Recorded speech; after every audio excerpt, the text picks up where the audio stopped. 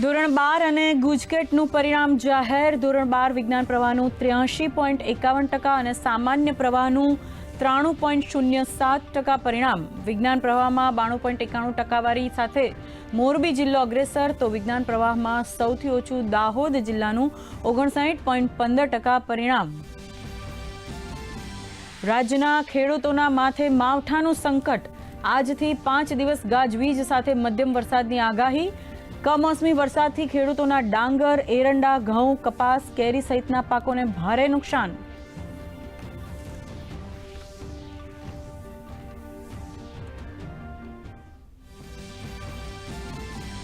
ઉત્તર પ્રદેશના કાનપુરમાં એક ઇમારતમાં ભીષણ આગમાં એક જ પરિવારના 5 લોકોના મોત. પતિ પત્ની અને 3 બાળકના મોત. ફાયર વિભાગે 8 કલાકની ભારે જહેમત બાદ આગ પર મેળવ્યો કાબુ.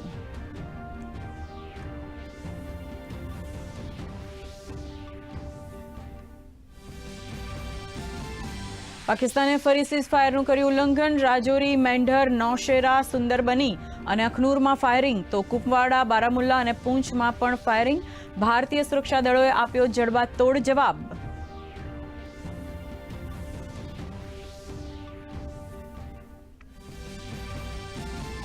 નવી દિલ્હીમાં રક્ષામંત્રી રાજનાથ સિંહ પોતાના જાપાની સમકક્ષ સાથે કરશે દ્વિપક્ષીય વાતચીત.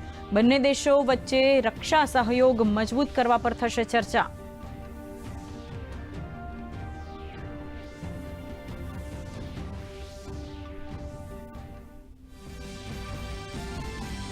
વક્ફ સંશોધન કાયદા પર આજે સુપ્રીમ કોર્ટમાં સુનાવણી. કેન્દ્રએ 25 એપ્રિલે સોગંદનામું દાખલ કરી કાયદાને ગણાવ્યો હતો બંધારણીય. 17 એપ્રિલે કોર્ટે કેન્દ્રને કાયદાની બંધારણીય માન્યતાને પડકારતી અરજીઓનો જવાબ દાખલ કરવા 1 અઠવાડિયાનો આપ્યો હતો સમય.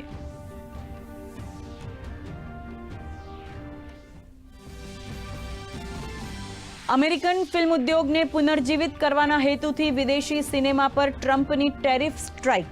યુએસની બહાર બનનારી ફિલ્મો પર લગાવ્યો 100% ટેક્સ.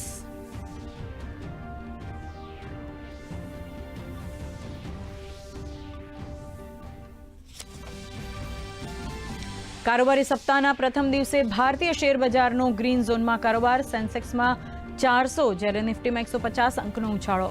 ઓટો, એફએમસીજી અને આઈટી સેક્ટરમાં તેજી. સોનાના ભાવમાં ઉછાળો.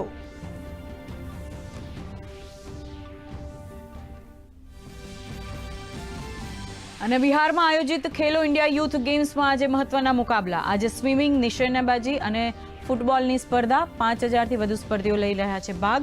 15 મે સુધી ચાલશે ખેલો ઇન્ડિયા યુથ ગેમ.